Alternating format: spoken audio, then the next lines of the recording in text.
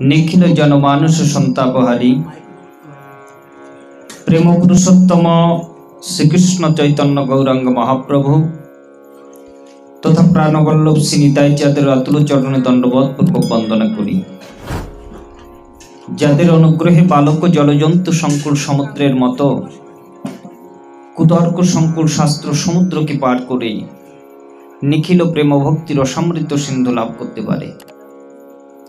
तत्पश्चात दंडवत प्रणति निवेदन करी अस्मादीय गुरुपाद पद्म विश्व परिव्राजक आचार्य वैष्णव कुल तिलक ब्रज मुकुटमणि बृंदावनेर आचार्य महंत एवं कुंभ मेलार महामंडलेश्वर नित्यानंद घन विग्रह 108 श्रीमद मुरारीदास बाबाजी महाराजेर चरण कमले शतकोटी दंडवत प्रणति एवं तत्पश्चात दंडवत प्रणति निवेदन करी एखाने उपस्थित अनुपस्थित समस्त साधुगुरु वैष्णव साधारण असाधारण परम महंतजन जे जेखाने जे अवस्थाय साकारे बा निराकारे এই হরি কথা কৃষ্ণ কথা গোবিন্দ কথার সাথে সংযুক্ত হয়েছেন সকলকে আমার অন্তরের অন্তঃস্থল থেকে দণ্ডবত প্রণাম নিবেদন করছি। দেখুন, ভাগবতীয় কৃষ্ণ কথা বলার জন্য একটা বিশেষ যোগ্যতার প্রয়োজন হয়, কিন্তু সেই বিশেষ তো দূরে থাকুক। সাউন্ডটা একটু ক্লিয়ার করো ভাই। বিশেষ তো দূরে থাকুক, কিঞ্চিত পরিমাণ যোগ্যতাও আমার ভিতরে নাই। আমি একেবারে অধম অজ্ঞান ভজন শূন্য ভক্তিহীন কাঙাল। তা কেমন? আমার মতো কাঙাল মানুষ পৃথিবীতে একটিও নাই। তবে আমি পতঙ্গ হয়ে করিতে চাই যেন অগ্নি নিবারণ, অন্ধ হয়ে করিতে চাই যেন দিগদর্শন, বোবা হয়ে চাই যেন ভাষা প্রকাশিতে, আর বামন হয়ে চাই যেন চন্দ্রমা ধরিতে। আমার মতো অধম বাতুলের পক্ষে ওই পিপাসা নিবারণ করার জন্য শাস্ত্র সাগরকে সিঞ্চন করতে চেষ্টা করা দুরাশা মাত্র। তবু আমি শুনেছি কি জানেন না? তবু আমি শুনেছি মহাকাশ ও নবদল সূচি নামে এক নক্ষত্র জ্বলে। ওই নক্ষত্র যেদিন জ্বলে সেদিন নাকি ধরা পর হয় চন্দন বাড়ি বরিশন। আর ওই চন্দন যখনই হয় বরিশন তখনই তা জানিতে পারে সমুদ্রের তলদেশে লুকিয়ে থাকা ঝিনুকের দলে। ওই ঝিনুক নাকি সমুদ্রের তলদেশ থেকে উঠে এসে তটিনীতে পদরঞ্জয় করে থাকে। হা প্রণিবায় জাগে বিন্দু হয়ে মুখ হইবার বন্ধ করে চলে যায় মহাসমুদ্রের অতল তলে। শুনেছি ওই ঝিনুকে নাকি মুক্তা ঝরে। তদ্রূপ আপনি ভাগবতী ও আসলে উপবিষ্ট ভক্ত যারা, সাথী নক্ষত্র স্বরূপ তারা, আপনাদের কৃপায় যদি এই অধমের উপরে হয় বরিশন, তবে এখানে হতে পারে কৃষ্ণ কথা আলাপন। তাছাড়া আমার পক্ষে সম্ভব না।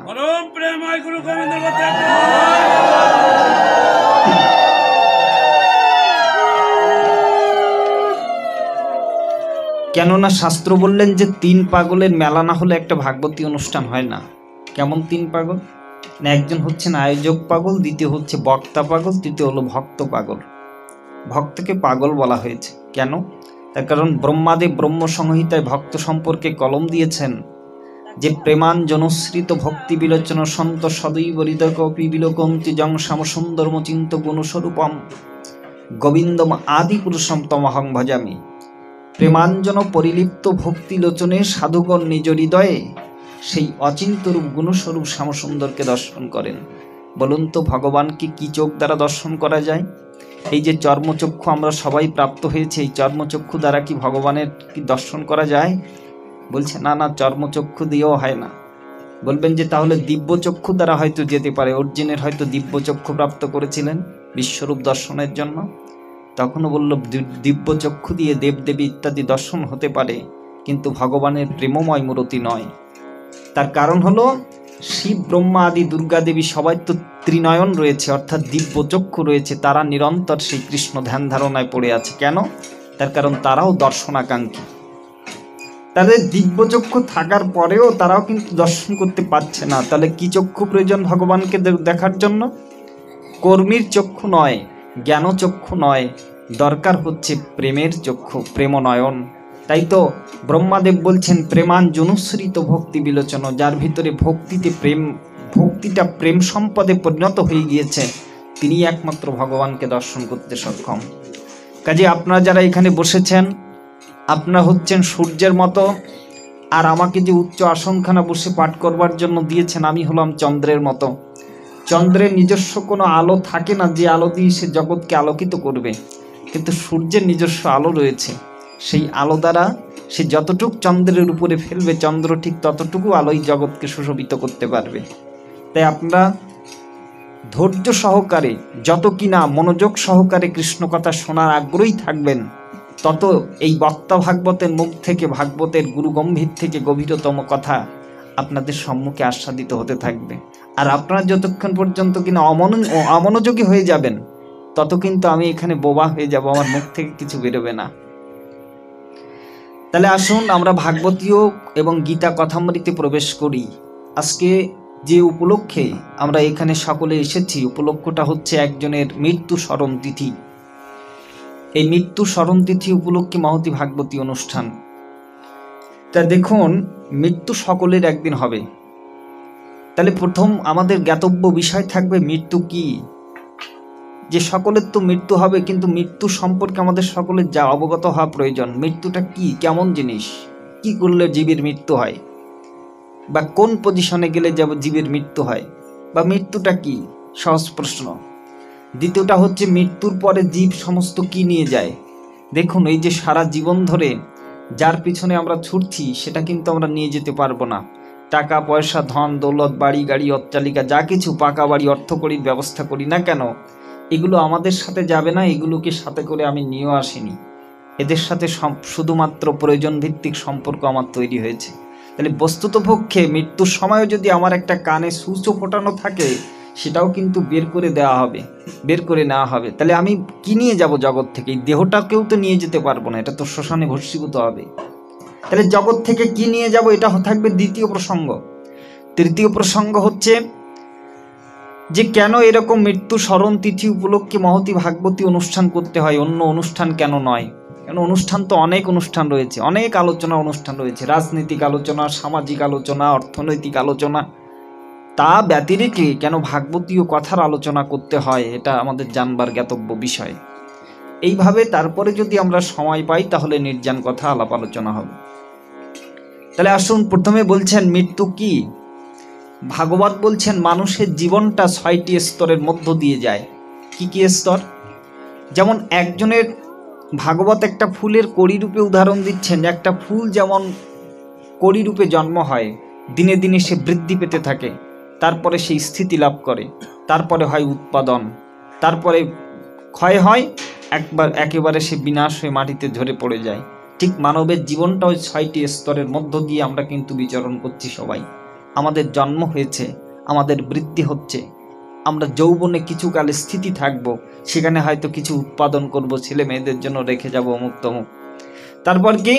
তারপর এক সময় আমাদের বয়সটা ক্ষীণ হয়ে যাবে, অর্থাৎ চলার গতি আস্তে আস্তে কমে আসবে। তারপরে এক সময় আমাকে চলে যেতে হবে। তাই তো পদাবলী সাহিত্যে মহাজন লিখলেন যে, বলছেন শেফালিকা ফুটে দেখো গভীর নিশীতে, গন্ধ বিলায় শেষে ঝরে প্রভাতে, মানুষও তেমন ফুলেরই মতন, তাহারও ইশারায় ঝরে যায়। কেউ যারে আপন ভাবলি যেমন কেউ তো আপন নয়, এই পৃথিবীর মায়া, এই পৃথিবীর পান্থশালায় সবই মায়ার অভিনয়। আমরা করে চলেছি সবাই মায়ার অভিনয়। আমাদের প্রকৃত পরিচয়টা ভুলে গিয়ে আমরা নকল পরিচয় নিয়ে সকলে পরিচয় দিচ্ছি। কেমন জানেন? যেমন একজন বালকের থাকে দুটো পরিচয়।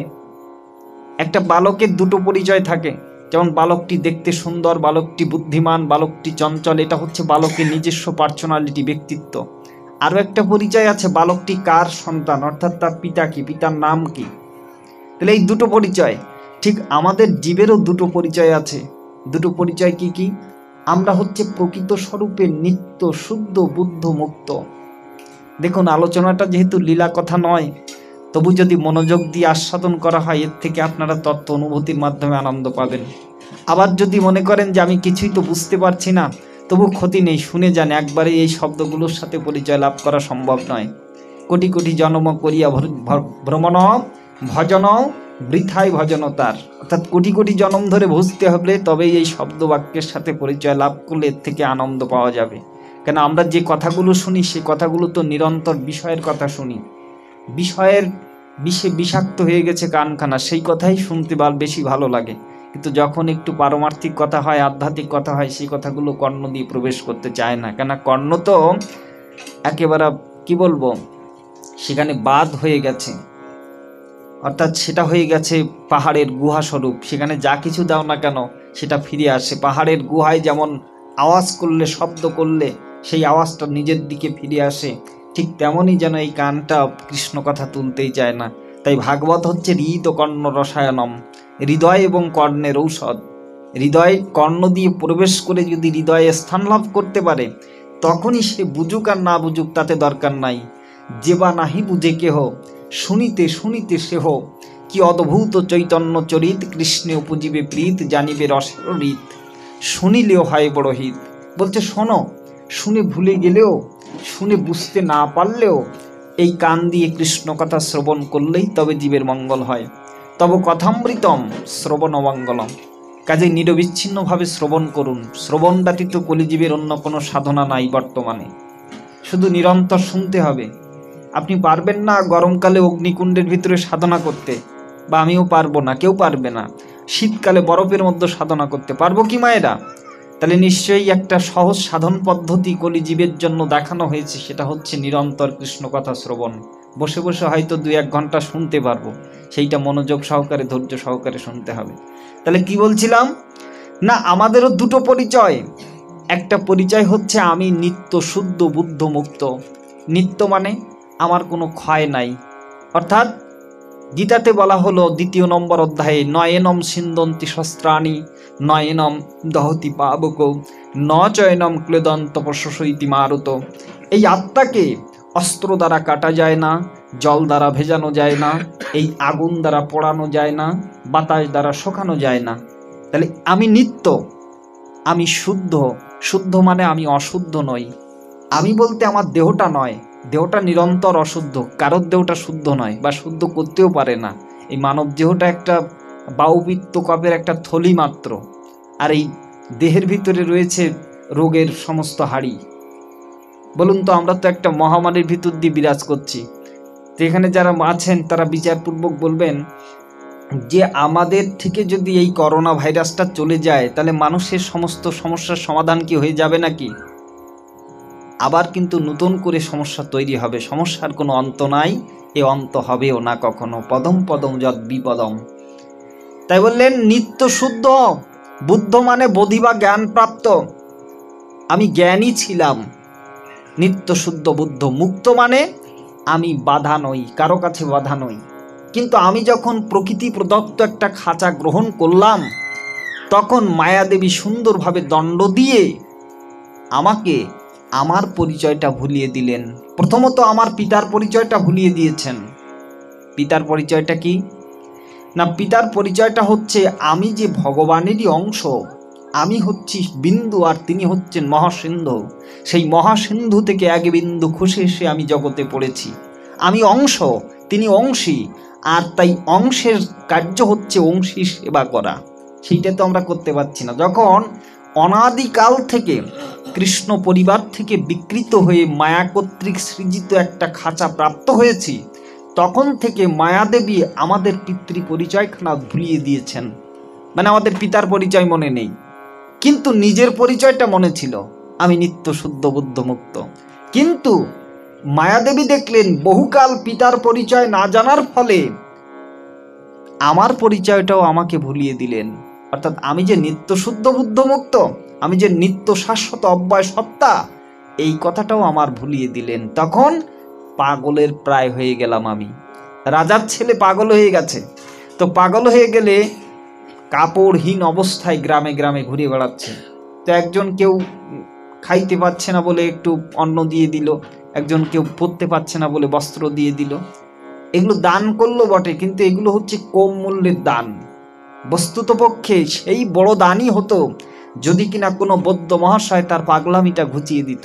তখন তাকে আর আলাদা করে ভাত দেওয়া লাগবে না, আলাদা করে তাকে বস্ত্র দেওয়া লাগবে না। কেন? তার জন্য রয়েছে রাজার সিংহাসন, সে তো রাজার রাজত্বর অধিকারী। এই জন্য আমাদের জীবগণ সমস্ত সব আমরা একটা ভুতুড়ি উপাধিকে গ্রহণ করেছি। এ জগতে যার বংশে জন্মলাভ করেছি, সে আমি মনে করছি বোধহয় আমি অমুক পরিবারের বা অমুক বংশজাত, অমুক বড় বংশজাতের আমি সন্তান। কিন্তু বংশের আভিজাত্য এবং সমস্ত কিছু যতদিন পর্যন্ত আমার থাকবে, ততদিন পর্যন্ত আমার গোবিন্দ সেবা ঠিকভাবে হবে না। কেননা গোবিন্দ সেবায় বাধা হচ্ছে জাতিবিদ্যা, মহত্ব, রূপ, যৌবন। যেই আমার জাতিত্বর অভিমান থাকবে, বিদ্যার অভিমান থাকবে, আমি বড় জ্ঞানী, জ্ঞানী মানি ধনী সে হয় বড়ই অভিমানী। যতক্ষণ পর্যন্ত এই অভিমানের বাসা মনে বেঁধে থাকবে, ততক্ষণ পর্যন্ত গোবিন্দ আমাকে তুলবেন না তো, তার ভক্ত সঙ্গ করাবেন না তো। এই জন্য অহংকারং সুরাপানম আর গৌরবং মহারৌরবম। অহংকারকে সুরাপানের সাথে তুলনা করা হয়েছে শাস্ত্রে, আর গৌরবকে মহারৌরবের সাথে তুলনা করা হয়েছে। তাই যদি আমাদের মনে, তাই এজন্য মহাজন বলেছেন আগে নাম পরে নাম, এতে হবে জীবের পরিণাম, হরি নামে জীবের প্রীতি আনে। আগে নাম পরে নাম মানে কি? বলছে আগে আমাকে নামতে বলছে, আমি একটা জায়গায় উঠে আছি। কোন জায়গায় উঠে আছি? না, জায়গাটার নাম হচ্ছে অহংকার রূপ পর্বতে আমি উঠে আছি। এই অহংকার রূপ পর্বত থেকে আমাকে নামতে হবে আগে, তারপরে যখন আমি নাম করব, সেই নাম আমার হৃদয়ে স্থিতি হবে, আর সেই নামের দ্বারা আমার 7টি কার্য ঘটে যাবে আমার ভিতরে। কি কি কার্য বললেন মহাপ্রভু? বলছেন চেত দর্পণ অর্জনম, ভব মহাদাবাগ্নি নির্বাপনম, শ্রেয় কৌরব চন্দ্রিকা বিতারণম, বিদ্যাবধূ জীবনম, আনন্দ প্রতিপদ বর্ধনম, প্রতিপদম পুণ্যামৃত আস্বাদনম, পরম বিজয়তে শ্রীকৃষ্ণ সংকীর্তনম। বললেন এই ভৌতিক জগতে একটা দাবানল জ্বলছে, সবাই দেখুন না উদ্বিগ্ন, সবাই তো সুখী হতে চায় জগতে, কিন্তু সবাই কি সুখ পায়? আসলে সুখই কেউ বাস্তবিক পায় না, যেটা পায় সেটা খণ্ড সুখ। খণ্ড।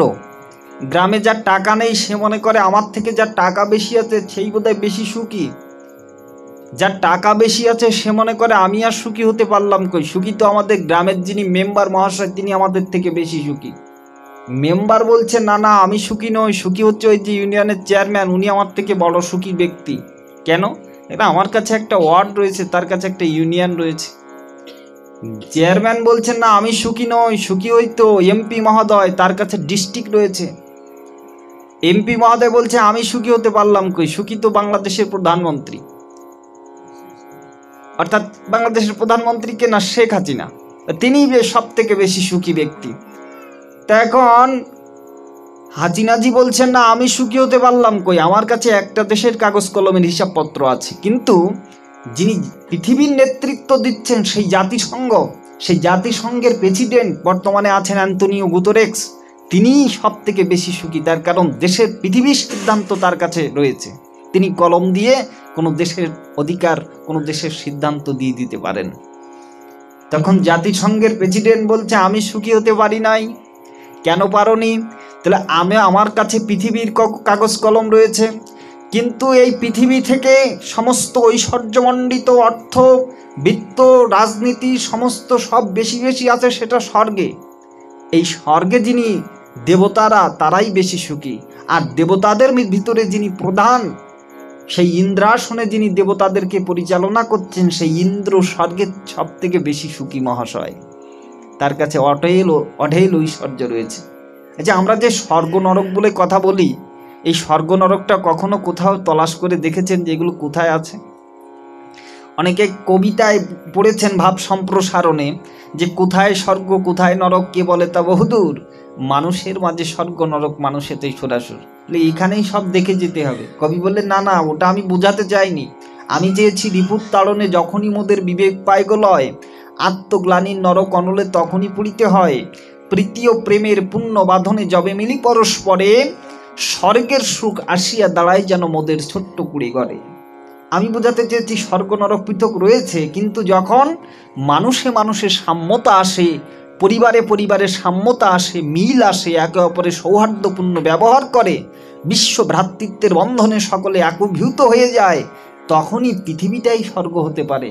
কিন্তু একে অপরে যখন বিদ্বেষ করে, হিংসা পরায়ণ হয়, একে অপরের জীবন নিতে যখন উদ্যত হয়ে যায়, তখন পৃথিবীটাই নরকে পরিণত হতে পারে। তেমন পৃথিবী থেকে দেশ, দেশ থেকে হচ্ছে উপদেশ, আর উপদেশ থেকেই সমাজ, সমাজ থেকে হচ্ছে এই পরিবার, সবগুলোই এরকম সেই একই ধারায় চলছে। শান্তি কোথায়? তখন ইন্দ্র বলছে না না আমি সুখী হলাম কই, আমি সুখী হতে পারি নাই, আমাদের যিনি সৃষ্টি করেছেন সেই সৃষ্টিকর্তা ব্রহ্মাই সব থেকে বেশি সুখী। কেননা তিনি আমাদেরকে সৃষ্টি করেছেন। যে ভালো কথা, সৃষ্টি করলেন, তিনি বেশি সুখী হবেন। মালা জপ রাখেন, নীরবে হরিকথা শোনেন, একদিকে মনটা দেন, তাহলে ভালো হবে, তাহলে কিছু কাজ হবে। একবারে তো দুই দিকে দেওয়া যাবে না, মন তো একটাই। তাহলে কি বলছিলাম? হ্যাঁ, ইন্দ্রদেব বলছেন আমার থেকে বেশি সুখী হচ্ছে ব্রহ্মা। কেন? দেখেন, আমাদের এই 14 ভুবন সৃষ্টি করেছেন সেই ব্রহ্মা। 14 ভুবন কি কি না, উপরে রয়েছে 7টি ভুবন, নিচে রয়েছে 7টি ভুবন। উপরের 7টি ভুবন হচ্ছে, আপনার বর্তমান বৈজ্ঞানিক যুগ বুঝবেন, আমরা যে লোকটায় বাস করছি সেটা হচ্ছে ভূলোক। তারপরে রয়েছে ভুবলোক, অর্থাৎ আমরা পিতৃলোক বলে থাকি। তারপরে রয়েছে স্বর্গলোক, এরপরে জনলোক, তপলোক, মহলোক, সত্যলোক। আর নিচে রয়েছে 7টি: অতল, বিতল, সুতল, তলাতল, মহাতল, রসাতল এবং পাতাল। এই পাতালের ঠিক দক্ষিণ দিকে নরগ্রহের অবস্থান। মহাভারতে বলা হচ্ছে 67 সহস্র যোজন বিস্তীর্ণ মার্গ, এখান থেকে 86,000 যোজন দূরে নরগ্রহের অবস্থান। ওটা যদি মাইলে ভাগ করা হয় তাহলে 7,94,000 মাইল, আর কিলোমিটারে ভাগ করলে হয় 11,88,000 কিলোমিটার। কেউ যদি পৃথিবী গ্রহ থেকে নরগ্রহে যেতে চায় তাহলে 11,88,000 কিলোমিটার তাকে ভেদ করে নরগ্রহে পৌঁছাতে হবে। কিন্তু মরণের পরে ওটা সহজেই যাওয়া যাবে। জীবদ্দশায় তো এত কষ্ট করার দরকার নেই সেখানে যাওয়ার। আমরা যে কর্ম করছি সেই কর্ম এমন হচ্ছে যে আমাদের গতিটা সবসময় নিম্নমুখী, ঊর্ধ্বমুখী করতে পারলাম কই। তাই বলছেন ব্রহ্মা সব থেকে সুখী, তিনি তো সৃষ্টিকর্তা। ব্রহ্মাজি বলছেন আমি সুখী বটে, আমি হতে পারি নাই মহাসুখী। কেন? তার কারণ আমার তো মৃত্যু রয়েছে। যার মৃত্যু রয়েছে, যার চলে যাওয়ার ভয় রয়েছে, যার দেহটা অনিত্য, সে কি করে জগতে সুখী হতে পারে? তার তো তাড়নায় তাড়া করছে। দেখুন, ব্রহ্মার আউসকালটা কিন্তু আমাদের আউসকালের মতো না। আমাদের যে 4টি যুগ আছে না, এই 4টি যুগ হচ্ছে সত্য, ত্রেতা, দাপর এবং কলি। তা একটু কথা বলি। সত্য যুগের আউসকাল হচ্ছে 17,28,000 বছর, ত্রেতা যুগের আউসকাল হচ্ছে 12,96,000 বছর, আর দাপর যুগের আউসকাল হচ্ছে 8,64,000 বছর, আর কলিযুগের আউসকাল হচ্ছে 4,32,000 বছর। এই মোট হলো 43,20,000 বছর। এইভাবে 71 চতুর্যুগে হয় এক মন্বন্তর। এইভাবে 14 মন্বন্তরে হয় ব্রহ্মার 1 দিন বা 12 ঘন্টা। এইভাবে ব্রহ্মার 100 বছর পর্যন্ত আয়ু। তাই ব্রহ্মা বলছেন আমি সুখী হতে পারলাম কই। আর আমরা কত বছর বাঁচবো তা জানি না, সামান্য কয়েকটা বছর। কলিযুগেতে আউসকালের কোনো সময়সীমা নাই। গত যুগে ছিল সময়সীমা। যেমন সত্য যুগে মানুষের আউসকাল ছিল 1,00,000 বছর। অনেক সময় পেত তারা সাধনের জন্য, ভজনের জন্য, সংসার কর্ম করার জন্য। কিন্তু তবু তারা মনটা ওই সংসার আসক্তি থেকে বর্জিত করে গোবিন্দের অভয়পদে সবসময় দেখেছিলেন। যখন সত্য থেকে ত্রেতা এলো তখন একটা শূন্য কমে গেল, তাহলে থাকলো কত না 10,000 বছর।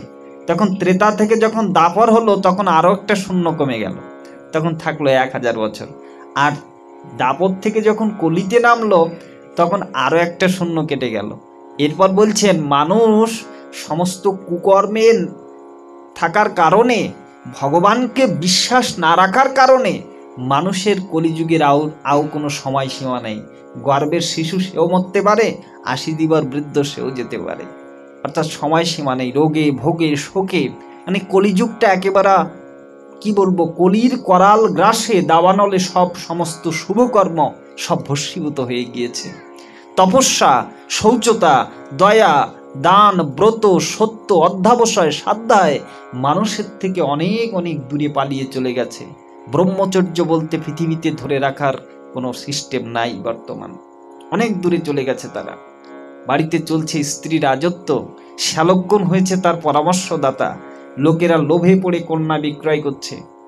আর তীর্থগুলো যার যেখানে দেখা যায়, সেই তীর্থগুলোতে নারকী নাস্তিকবাদী লোকের বসবাস করার ফলে তীর্থগুলো এখন সমস্ত মাহাত্ম্য সব হারিয়ে ফেলেছে। আর মহাত্মাদের আশ্রম, তীর্থগুলো, পবিত্র নদীগুলো এই বিধর্মীরা দখল করে রেখেছে। এই সমস্ত দুর্বৃত্তরা কিন্তু বহু দেবালয় তারা ধ্বংস করেছে এবং বর্তমানেও তারা ধ্বংস করে চলেছে। এবং বিদ্বান পণ্ডিত শিক্ষিত ব্যক্তি যাদের বলা হয় সমাজে, তাদের এমন অবস্থা হয়েছে যে তারা শুধু সন্তান জন্মদানেই পটু, মুক্তির সাধনে তারা সর্বতোভাবে অযোগ্য হয়ে পড়েছে। এক পরিশেষে বলা হয়েছে ভাগবতে যে সমস্ত করার গ্রাসে সব ভস্মীভূত হয়ে গিয়েছে। তাহলে উপায় না, ভাগবতী মহামুনি বললেন যে উপায় একটা আছে। কি উপায়?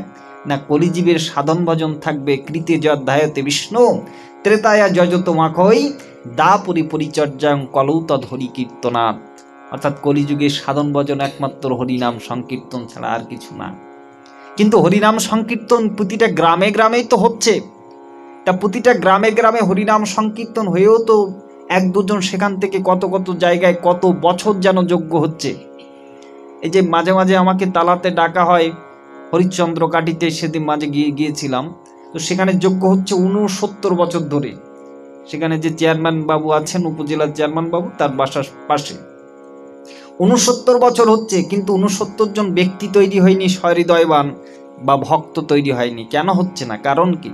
তার কারণ হচ্ছে এই যজ্ঞ শুনে বাস্তবিক পক্ষে যোগ্য ব্যক্তি তৈরি হবে না। নাম শুনে কেউ নাম করবে না। নামকে পুষ্ট করে ভাগবতীয় কথা। যদি সে ভাগবত কথা শ্রবণ না করে, যদি সে মহাপ্রভু দার্শনিক তত্ত্ব শ্রবণ না করে, তাহলে সে নামের প্রতি তার কখনো আগ্রহ জন্মাবেই না। এই জন্য নাম সে করবে, ততক্ষণ পর্যন্ত সে নাম করবে না যতক্ষণ বুঝতে না পারবে নামের দ্বারা জগতে কি ফল হবে, আর আমি কোনভাবে নাম করলে তাকে পাওয়া যাবে। নাম তো অনেকভাবেই করা যায়। খাইতে শুইতে তথা নাম লয়, দেশকাল বিধি নাই সর্বসিদ্ধি হয়। এটা ঠিক আছে, খাইতে শুইতে নাম লওয়া যাবে ঠিক, কিন্তু বললেন একবার কৃষ্ণ নামে সকলে পাপ হরে, আর নিরন্তর কৃষ্ণ নামে প্রেম যত সব বাড়ে।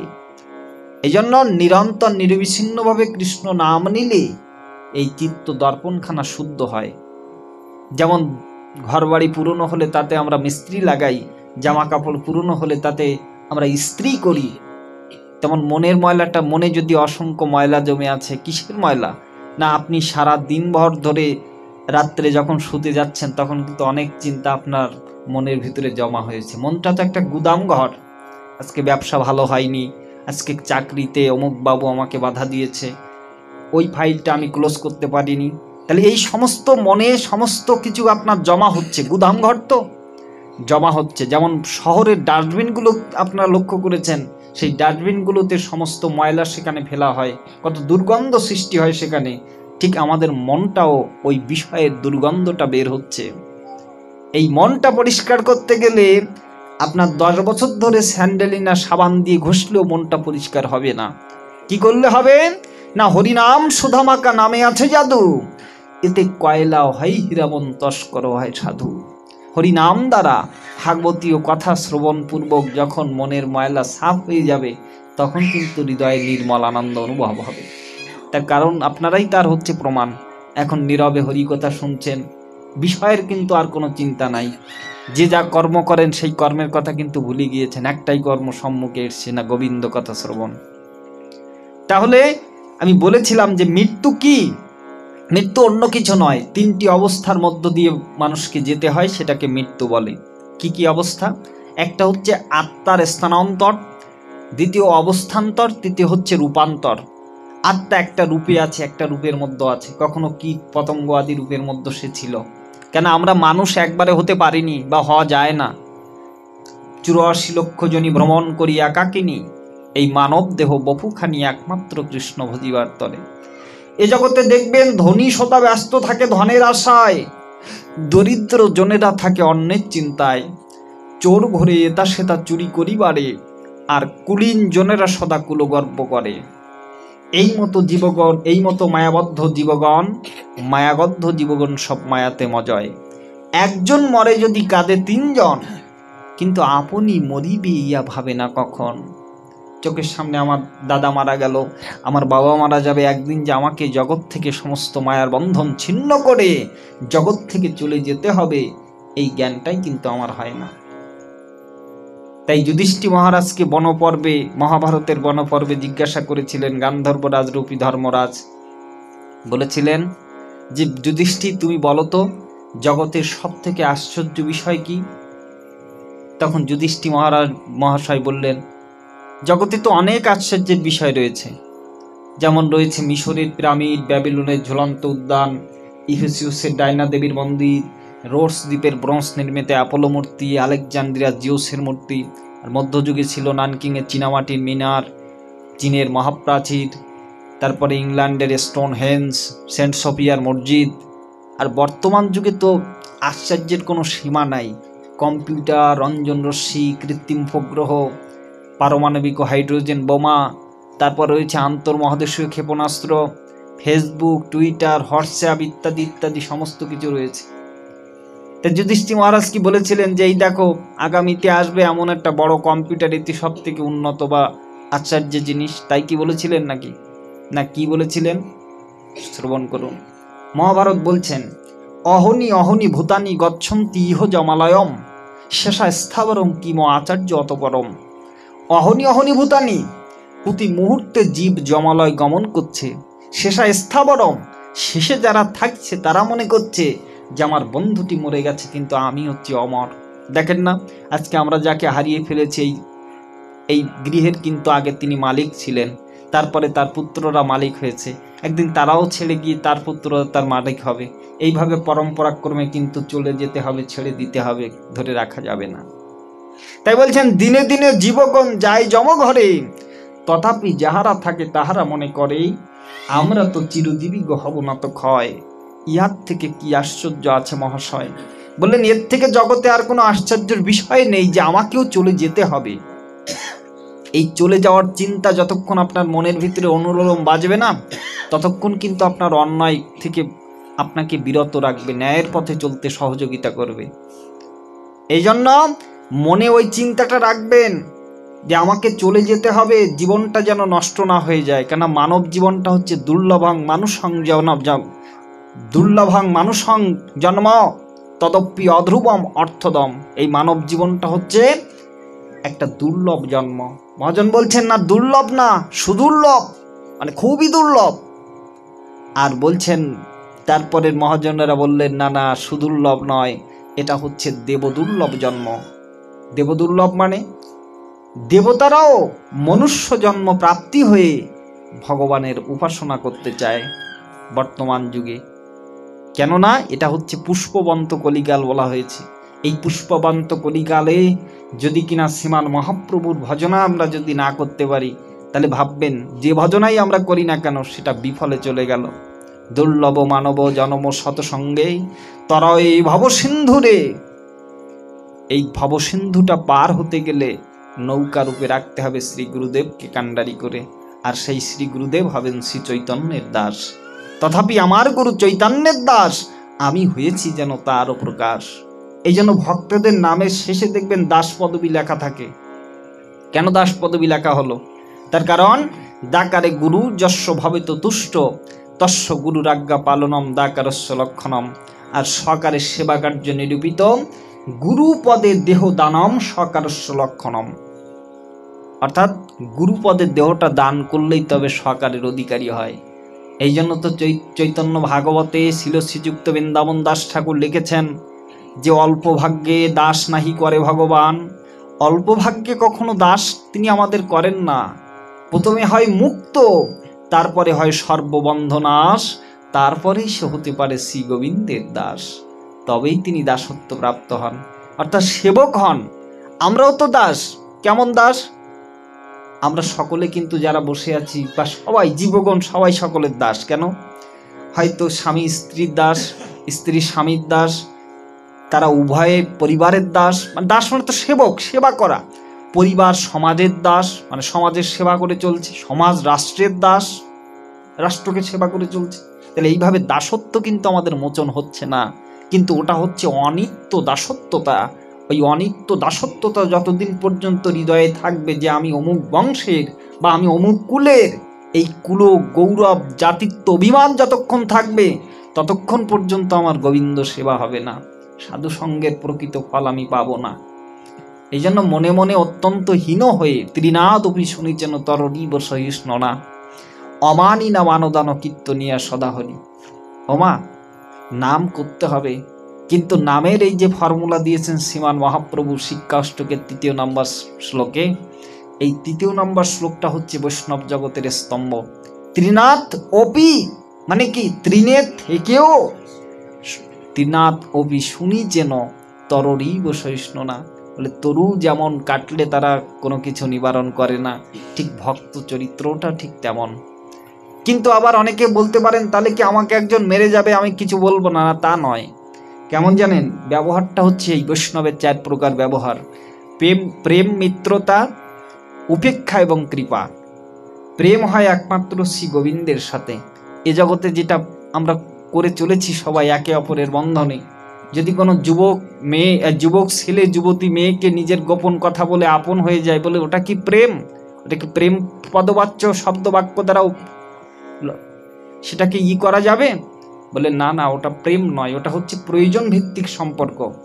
বা আত্ম ইন্দ্র প্রীতিবাঞ্ছা, যাতে চাওয়া থাকে, পাওয়ার আকাঙ্ক্ষা থাকে, সেটা হচ্ছে আত্ম ইন্দ্র প্রীতিবাঞ্ছা, তারে বলে কাম। আর কৃষ্ণ ইন্দ্র প্রীতিবাঞ্ছা ধরে প্রেম নাম। যদি কৃষ্ণ ইন্দ্র প্রীতিবাঞ্ছা থাকে তাহলেই সেটা প্রেম নাম ধরবে। এই জন্য প্রেম হয় একমাত্র শ্রী গোবিন্দের সাথে, যার সাথে কখনো ছাড়াছাড়ি হয় না জীবের, যে কখনো আমাদেরকে ছেড়ে যাবে না। কেন, কেমন ভাবে না, মহাজন একটা সুন্দর দৃষ্টান্ত দিয়েছেন।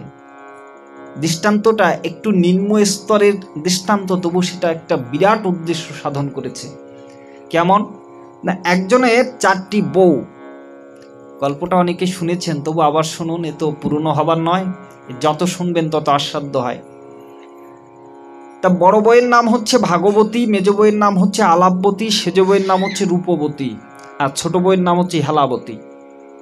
তা ভাগবতীকে নিয়ে তিনি থাকেন, আলাপবতীর কাছ থেকে তিনি পরামর্শ নেন, আর রূপবতী একটু রূপ চেহারা বেশি আছে, তো ওকে নিয়ে যেখানে সেখানে ভ্রমণ করেন, কেন যাকে তাকে নিয়ে তো আর পাশে রাখা যায় না, যায় কি? আর হেলাবতীও একটা ফেরায় পড়ে বিবাহ করতে হয়েছিল, যার কারণে তাকে হেলাই করে রাখেন। এই তুমি এ কার্য করনি কেন? অবহেলা, মানে প্রতিটা কার্যে সংসারের ভিতরে তাকে যেন একটা অবহেলার পাত্র সে। এখন সবার একদিন মৃত্যুর সময় চলে আসবে, মুমূর্ষু অবস্থায় ব্যক্তিটা মৃত্যুর শয্যা শয়নে থেকে 4 বধূকে এক জায়গায় ডেকেছেন।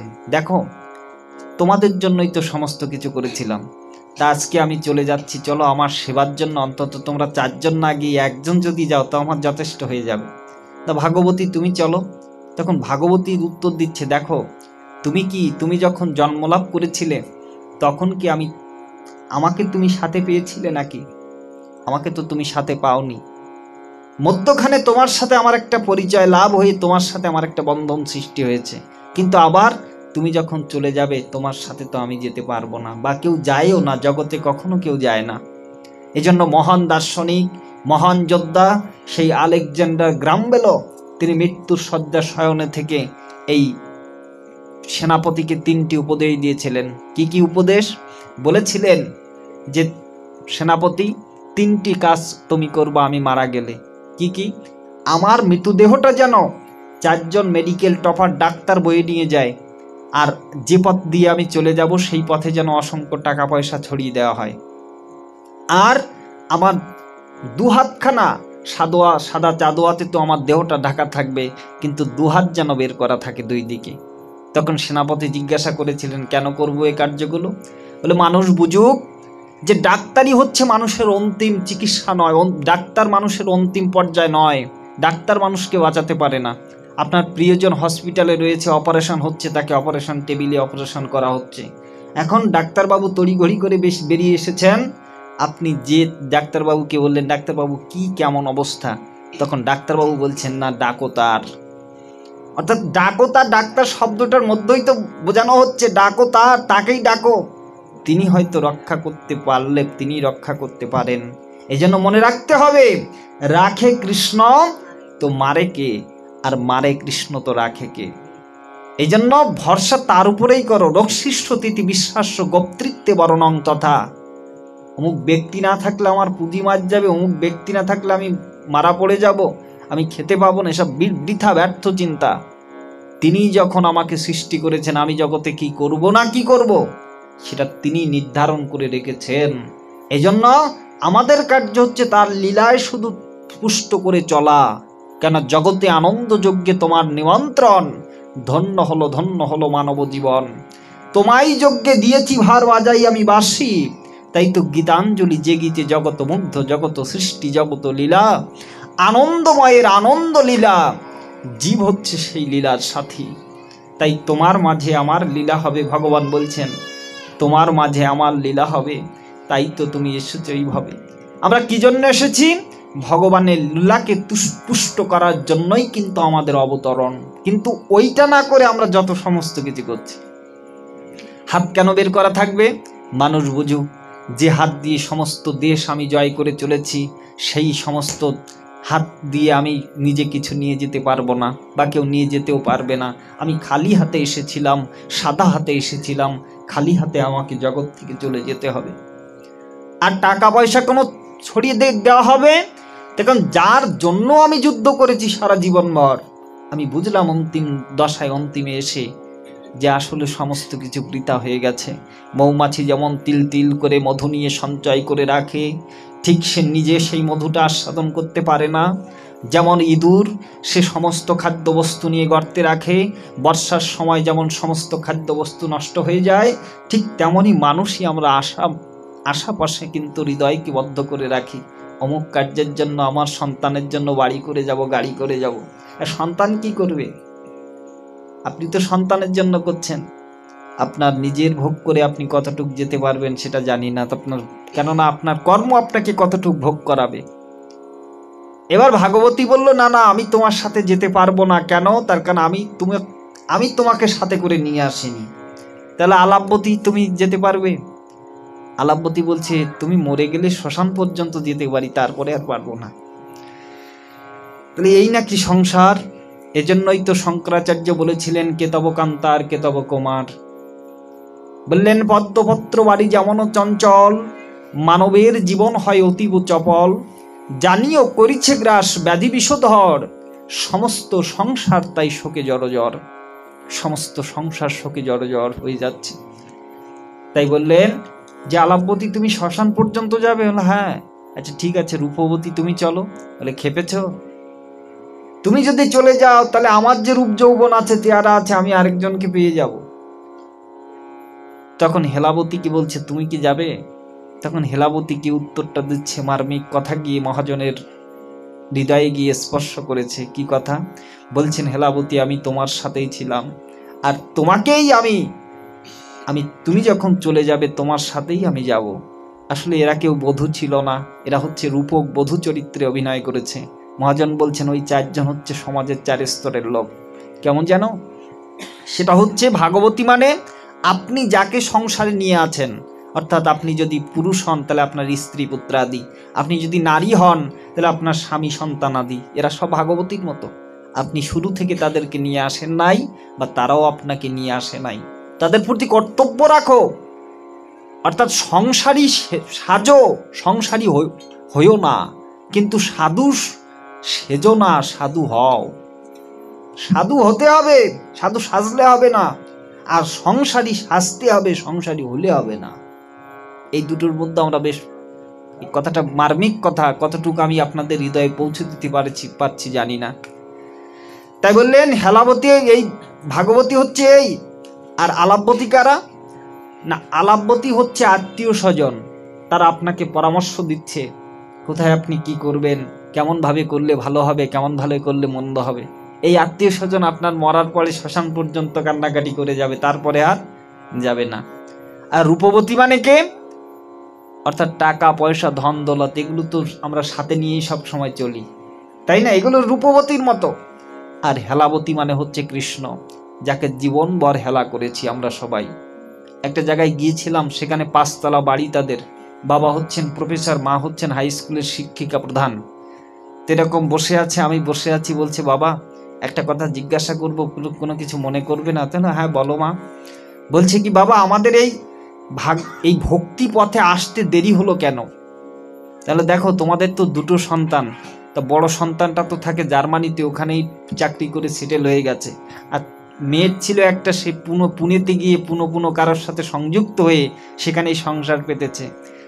তোমরা যখন এক হয়েছিলে, বিবাহ বন্ধনে আবদ্ধ হয়েছিলে, তখন বলেছিলে যে সন্তান হোক তারপরে কৃষ্ণ ভজন করব। যখন সন্তান হয়ে গেল তখন তোমরা বলেছিলে যে এরা একটু বড় হোক তারপরে কৃষ্ণ ভজন করব। তারা বড় হয়ে গেল, বললেন এরা একটু সুন্দর করে প্রতিষ্ঠিত হোক তারপরে কৃষ্ণ ভজন করব। তুমি অপেক্ষা করেছিলে যে কৃষ্ণ ভজন করব, আর উপেক্ষা করেছিলে তুমি তাকে। সারা জীবন আমরা তাকে উপেক্ষা করে এসেছি, ভগবানকে উপেক্ষা করছি, কিন্তু কখন যে এই দেহ থেকে প্রাণ পাখি বের হয়ে চলে যাবে সেটা তো আমরা কেউ জানি না।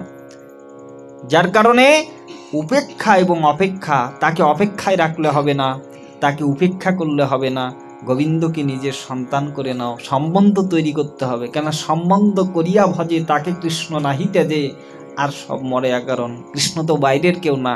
কৃষ্ণ বলেছেন আমাকে আত্মীয় করে রেখো না, আমি তো তোমার আপনার আপনজন। আত্মীয় মানে কি? আপনারা ভাবেন আত্মীয় মানে খুব আপনজন, খুব সুন্দর আপন ব্যক্তিত্ব, কিন্তু মহাজন একটু শাস্ত্র দৃষ্টি দিয়ে লিখলেন যে না, আত্মীয় মানে পর। পর মানে অনেক পর। কেমন জানেন? যেমন আত্মীয় এসেছেন রাত্রের বেলা, আসলে সকালবেলা হয়ে গেছে, সকালবেলা আত্মীয়র জন্য সংসারে টাকা থাকুক আর না থাকুক আপনাকে কিন্তু বাজারে যেতেই হবে, তাকে খাওয়াতে হবে, সুন্দর পরিবেশন করতে হবে। কিন্তু আপনার ছেলেটা খাইতে বসেছে, ছেলে বাবা তুমি এখন যা তা করে খাও, তোমার রাত্রেবেলা বিকেলবেলা তোমার বাবা বাজারে গিয়ে বাজার করে আনবে, তারপর রাতেরবেলা ভালো তোমাকে রান্না করে দেবো, তুমি খেও। কিন্তু আত্মীয় কি বলতে পারবেন নাকি যে দেখুন বাবু আপনি তো আসছেন, ঠিক আছে, তাই এখন যা তা করে খান, তারপরে রাত্রে একটা ব্যবস্থা করে দেব, হবে নাকি? ঠিক আত্মীয় মানে হচ্ছে পর। তাই গোবিন্দ বললেন আমাকে তুমি পর করে রেখো না, আমি তো আপনার আপনজন। কিভাবে হলেন গোবিন্দ আপনার আপনজন? কিভাবে হলেন? দেখেন না, এই যে কারেন্টের লাইট আলো জ্বলছে, এই আলো কত ভালো, কিন্তু এই আলোর জন্য আমাকে ভাড়া দিতে হচ্ছে। মাসের মাথায় বিদ্যুৎ অফিসের বিল নিয়ে আমার কাছে এসে হাজির হয়, হাজির হয়ে বলে আপনি যদি এই মাসের বিদ্যুৎ বিলটা না দেন তাহলে আপনাকে ওই বিদ্যুৎ কানেকশনটা কেটে দেওয়া হবে। কিন্তু আপনি আপনার বলেন তো, আপনার যত নিঃশ্বাস প্রশ্বাসের মধ্যে আপনার যত অক্সিজেন গ্রহণ করছেন, আমরা অক্সিজেন গ্রহণ করছি, তার জন্য কি মাসের মাথায় কোনো ব্যক্তি এসে বলছে নাকি যে তোমার এই মাসে এত অক্সিজেন ভাড়া হয়েছে, এটা তুমি যদি না দাও তাহলে তোমার অক্সিজেন লাইনটা কেটে দেওয়া হবে?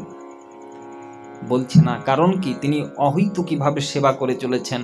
আচ্ছা তা নয়, এই যে নাক দিয়ে নিঃশ্বাস প্রশ্বাস গ্রহণ করছি, এই নাকের অগ্রভাগে ছোট্ট একটা মিটার যদি লাগিয়ে দেওয়া হতো, ওই মিটারে যদি কিনা চার্জ জুড়তো যে কত নিঃশ্বাস নিলে দিবানিশি 21,600 বার নিঃশ্বাস নিচ্ছে আমরা সবাই, তাহলে জীবন থেকে এই পর্যন্ত কত অক্সিজেন গ্রহণ করেছেন তার ভাড়া আপনি আমি চুকাতে পারবো না। তাহলে তিনি আপনজন, তাই বললেন আমাকে দূরে সরিয়ে রেখো না, আমি তো আপনার আপনজন, আমি তো সেবার কাঙাল, আমি তার হাতেই গ্রহণ করি যিনি আমাকে ভক্তি সহকারে দেন। যদি ভক্তি না থাকে তার এখানে আমি গ্রহণ করি না। কেন? তার লীলা দ্বারা প্রমাণ করে দিলেন। দুর্যোধন তো কৃষ্ণের ব্যয়মশাই হয়। কেন হয় না? দুর্যোধনের একটা মেয়ে ছিল, নাম হচ্ছে ভানুমতি না লক্ষণা, সেই লক্ষণাকে দিয়েছিল কৃষ্ণের পুত্র শাম্বকে, সেই হিসাবে ব্যয়মশাই। তো কৃষ্ণ গিয়েছেন বেড়াতে, দুর্যোধন অমুক অমুক সব কিছু ব্যবস্থা করে রেখেছেন, ব্যবস্থা করে রেখে কৃষ্ণকে দেখাচ্ছেন যে দেখো কৃষ্ণ তুমি তো এমন রাজভোগ কখনো খাও নাই। তখন কৃষ্ণ বলছেন আমার তো ঢেকুর উঠে গেছে। কেন? তাই কারণ আমি একটু আগে খেয়ে এসেছি, তোমার ওখানে আর খেতে পারবো না। কিন্তু পথ দিয়ে যখন ওই বিদুরের ভাঙা কুটিরের সম্মুখ দিয়ে যখন যাচ্ছে, বিদুর মন্ত্রী ছিলেন বটে, কিন্তু মন্ত্রিত্বের টাকা তিনি গ্রহণ করতেন না, ভিক্ষাবৃত্তি করে জীবন চালাতেন।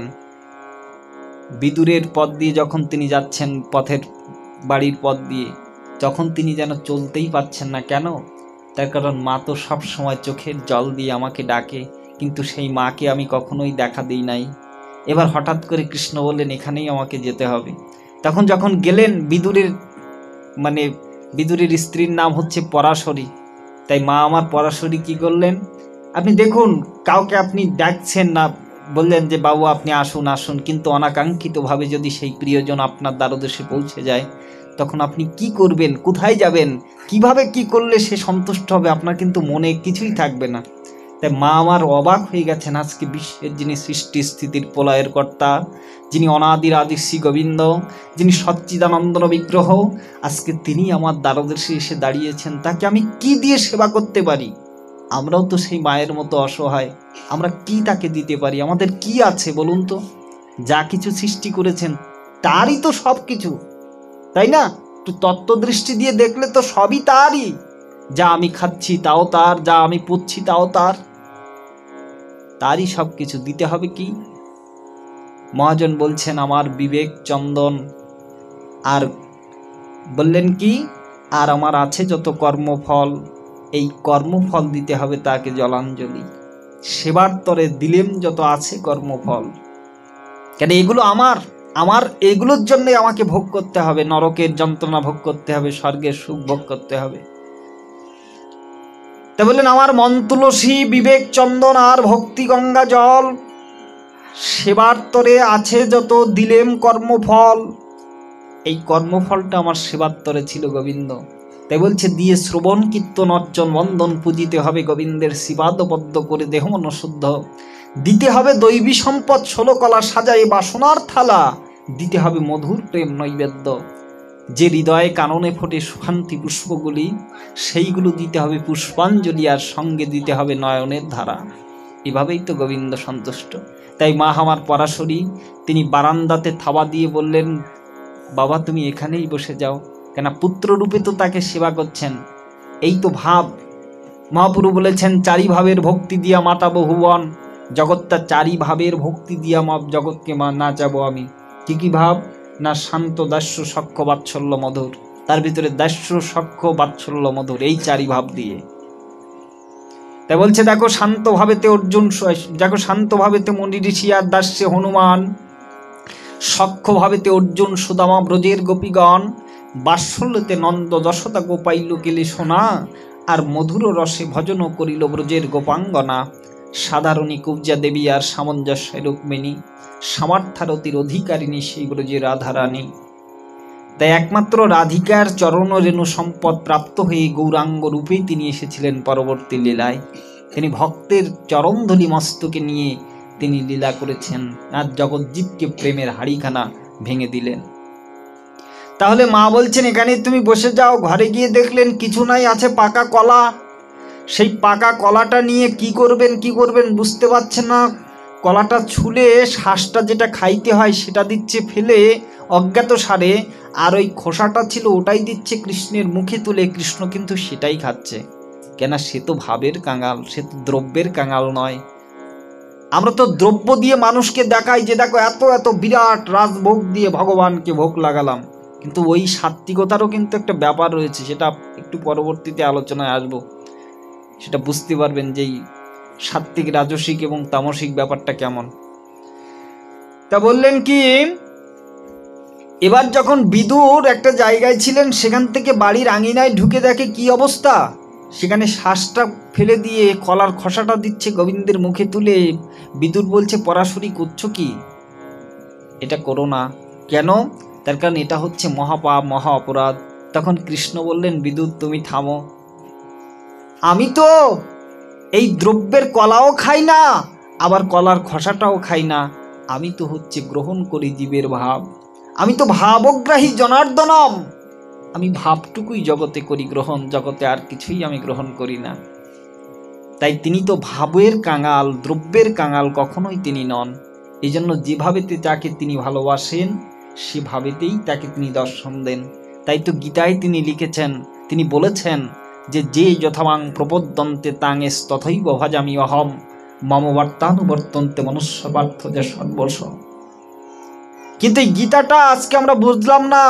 আজকে বাঙালির ঘরে ঘরে গীতা নিত্য পাঠ হয় না। আজকে আমরা এগুলোকে চিনলাম না। আজকে আমরা চৈতন্য মহাপ্রভুকে চিনলাম না, কৃষ্ণকে চিনলাম না। এটা আমাদের অত্যন্ত দুর্ভাগ্য, দুর্ভাগ্য থেকে দুর্ভাগ্য। একটা খ্রিস্টান মেয়ে ছিল আমেরিকাতে, নাম হচ্ছে তার এনি বিসেন্ট। এনি বিসেন্ট তিনি সমস্ত পৃথিবীর মহামানবাত্মাকে নিয়ে গবেষণা করতেন। একদিন যখন তিনি ভারত উপমহাসাগরের উপর দিয়ে প্লেনে চলে যাচ্ছিলেন, হঠাৎ করে দুর্ঘটনাক্রমে তার প্লেনে আগুন ধরে গিয়েছিল।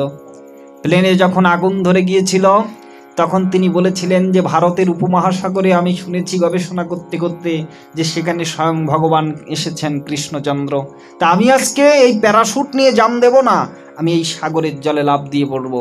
যদি কৃষ্ণ বলে কেউ থেকে থাকে তাহলে দয়াময় তুমি আমাকে রক্ষা করো। সেই কৃষ্ণ কৃষ্ণ বলে যখন নদীর ভিতরে তিনি ঝাঁপ দিয়ে ফেললেন, তখন শ্রীকৃষ্ণ হাসি দিয়ে বাঁশি নিয়ে যখন তাকে কোলে করে ডাঙায় উঠিয়ে তিনি চলে গেলেন। যখন ডেড বডি খোঁজার জন্য হেলিকপ্টার আসলো, তখন এনিবি সেন বলেছিল তোমাদের করে দিচ্ছি মানা, আমাকে নিয়ে আগে তোমরা স্বদেশে যেও না, আজই আমার জীবনটা রক্ষা করিল কোনো জন, আমি তার দর্শনে যাব মধুর বৃন্দাবন। তাই প্রথম একজন এসেছিলেন খ্রিস্টান মেয়ে, এসেছিলেন বৃন্দাবনের মাটিতে, এসে তিনি বলছেন বৃন্দাবনে কৃষ্ণ বলে কেউ কি থাকে? তখন সাধুরা বলছেন হ্যাঁ থাকে তো একজন, ওই যে মন্দিরে কৃষ্ণ বিগ্রহ মূর্তি। তখন যে মন্দিরে তিনি যান সেই মন্দিরের কৃষ্ণ তো তাকে বাঁচাই নাই। হঠাৎ যখন ভাঙা মদন মোহন মন্দিরের দিকে তিনি তাকিয়েছেন, তখন তিনি আছাড় ভেঙে পড়লেন যে এই সেই যিনি আমাকে ভারত উপমহাসাগরের উপর দিয়ে তিনি আমাকে কোলে করে উঠিয়ে দিয়েছেন। নিতাই গৌর প্রেমানন্দ।